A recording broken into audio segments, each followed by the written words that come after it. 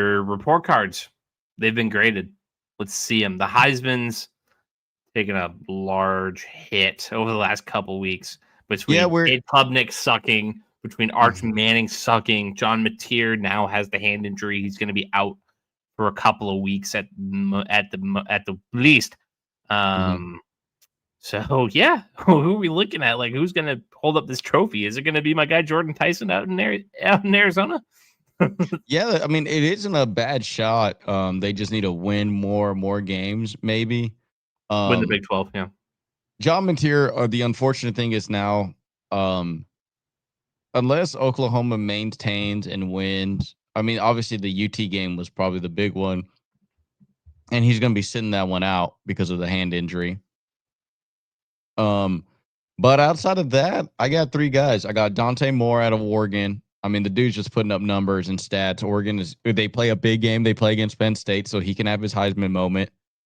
Jaden Mayava out there at USC. I mean, they're averaging insane amount of points, insane amount of yards per play, and he's uber talented as well. And lastly, Carson Beck.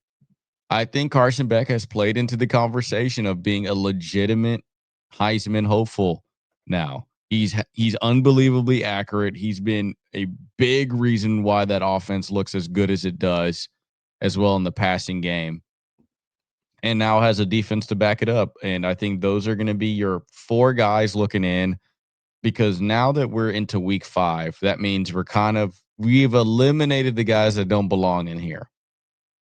So that means both wide receivers, both sophomore wide receivers, Williams and Smith, gone. They're not going to win the Heisman this year. Arch Manning been deleted. He fully deleted himself out of this conversation. No, he still has better odds than Sam Levitt. I mean, yeah, that doesn't surprise me. People are still going to have him on there because of his last name. He got nothing to do with his talent. He's only plus 200 worse than Tommy Castellanos. Also not a bad shout, but Tommy Castellanos just doesn't have good stats. He just has good wins. You said that those are your top 4 looking in, but apparently DraftKings disagrees. You're missing 2 of them.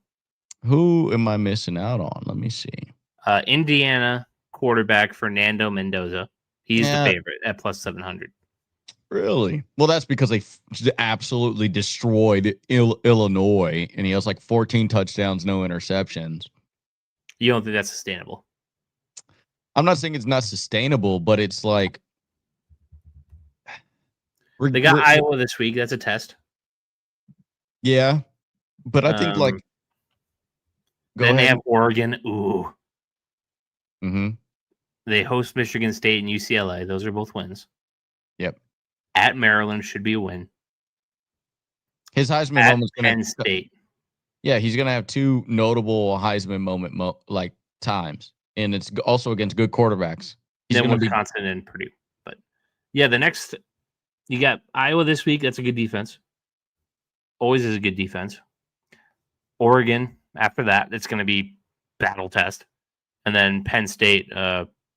3 weeks to go before the end of the season. That's a real test as well. It was the other guy that I'm missing out on. You said I had other ones that I don't have on. Yeah, there's one more you're missing. It's an SEC quarterback. His name is Gunnar Stockton out of Georgia.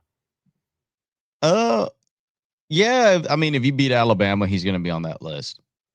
I still think it's John Mateer's a lose, but unfortunately, even if he's going to miss time, that's the thing. It's kind of like even when he's going to miss time. Yeah, it's going to be a little bit upsetting but he still plays in the SEC, meaning he could go to the SEC championship game and like still ball out. Like if he takes Oklahoma's a playoff team. They're right there against LSU for probably best team on that side of the SEC. But it's unfortunate because that UT game was like that. That was to me if he played the UT game, that was him winning the Heisman. They're saying he's going to be out a month. So that's 4 games. Let's go through the games that he's probably going to miss, shall we? Mm-hmm. Just got to pull up Oklahoma. Standby. Gotcha. I mean, Fernando Mendoza is not a bad shout. It's just like there's no, how do I say it? When you think of Heisman, you think of like, you know what I mean? Like, mm-hmm. like, man. He's missing a lot of important games. Yeah, it is going to be unfortunate because I know they have Kent State next week. That's going to be dog walk. Yeah. The Texas game, obviously, at South Carolina, and then hosting Ole Miss. The Ole Miss game is the other second most important one. And South Carolina could miss at Tennessee and at Alabama. Yeah. So let's say they maintain and they win, right? They go undefeated. Yeah. If he beats Tennessee, if he beats Alabama, it's a wrap. Like, he will win the Heisman. Even with missing time. Interesting. Yeah, it all depends on what everybody else does. How many Heisman winners have missed games? I wouldn't be able to tell you that. I mean, Johnny Manziel, right? Johnny Manziel got suspended. No, that was his second. No, that was a hurricane weird issue. Yeah. Let me go. I should just have this tabbed up the way that we go back to this every single episode. But regardless of the fact, it all depends on whether or not other quarterbacks step up while he's gone.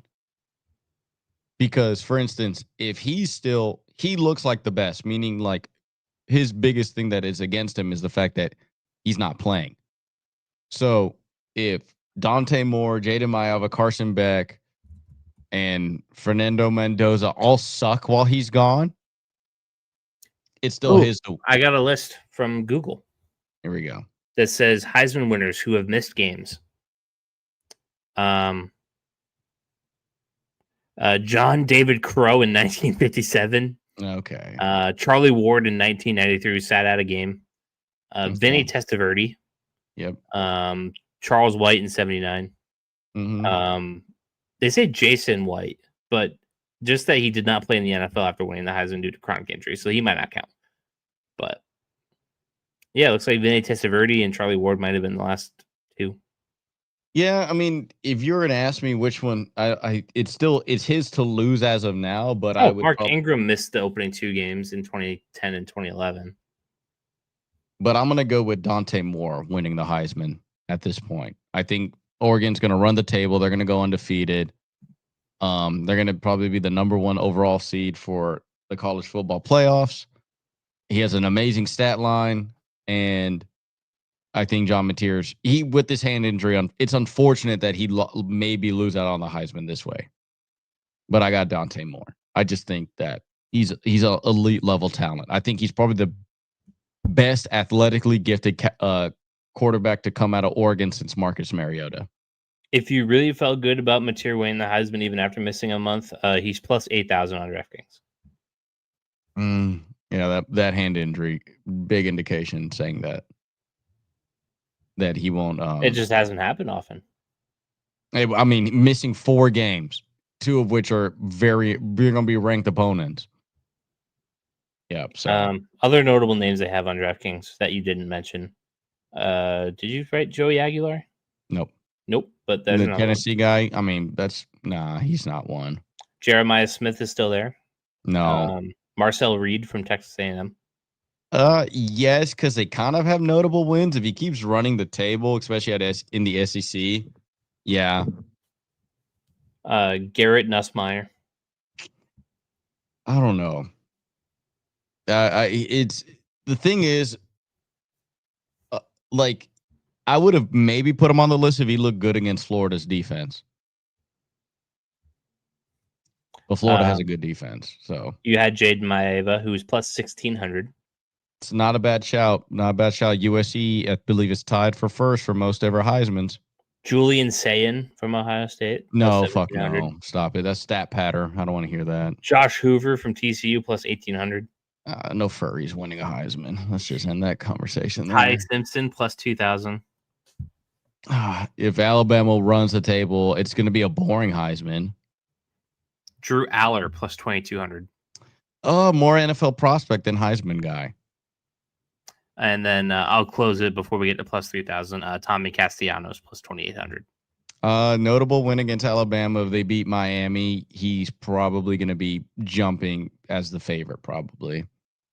He just needs to have bigger stat days, is what you said. Yeah. Yeah, it really is, because even if he has notable wins, but like you look at that and you're just like, do what you like. You don't have good stats.